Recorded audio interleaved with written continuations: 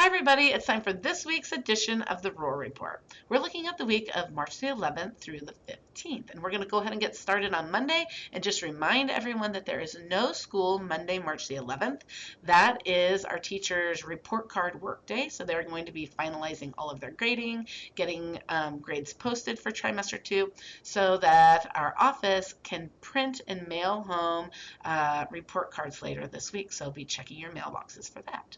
And then on Tuesday, March the 12th, that is our first day of trimester 3.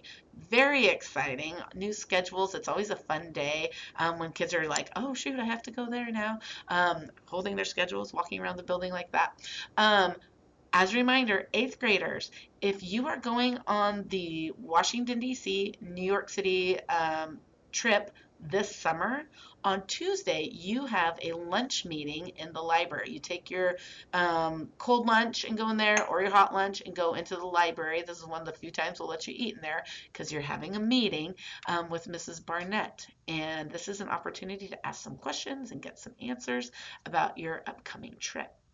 Then on Wednesday, March 13th, we are having the counselors from Tillamook High School come to the junior high and meet with every single one of our eighth graders to look at their classes for next year. So I want to give a special shout out right now to Mrs. Sage, who has been working like a crazy woman to help all of these eighth graders forecast their classes for high school. This is not a small undertaking. There's a lot of nuance to this because it really matters that we get it right. We want to make sure that we are launching kids successfully into the high school. They're getting the classes they need so that in 4 years they can be successful graduates of Tillamook School District.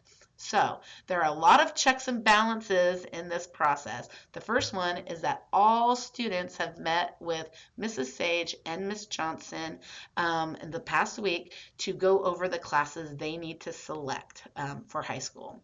And then those papers went home to parents so that parents can lay eyes on it. I know as a mom, I wanted to see what my kids were picking. Parents sign off on it. And the final round of checks and balances, just to make sure everything is ready to go, is that the high school counselors come here and they meet with every single student and to confirm that we are on the right track. So that will be happening on Wednesday, March 13th. Hopefully we'll get it all done that day. If not, they'll come back and kind of wrap it up on Thursday.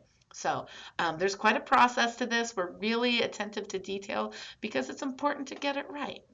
Then Friday, March 15th. Wow, that is a busy day here at the junior high. We have several things going on. So tune in, Tokyo. Friday is big. We have Team Up for Reading Day as part of the National Reading Month out of the library. So dress up in your favorite sports team gear and go into the library. Tell Mrs. Barnett about what you've been reading, and you can get a special treat. Who doesn't love a special treat? That sounds wonderful. Also, because we've had so many snow days and late starts and yada yada, we have extended the due date for yearbook baby ads for eighth graders. So if you're an eighth grade parent and you're wanting to recognize your child in the yearbook, it's not too late to do that. March 15th is the last day to turn in those pictures and forms at the office. Also, 12:50 that day, we're having an awards assembly here at school to recognize our Students of Excellence and Never Give Up award winners. That's a really fun time when we recognize just some lovely children, and we invite parents in if their kids are getting an award. So parents, be watching for phone calls from the school or emails because you never know, your kid might be one of the kids that we're recognizing this month. And then finally, at 7 o'clock that night, as if yearbook baby ads, assemblies, reading days, dress up days are not enough, we have decided to just throw one more thing on that day. At 7 o'clock, we are having our glow dance, and it's super fun. It goes from 7 to 8:30 at night. It's one of our few evening dances.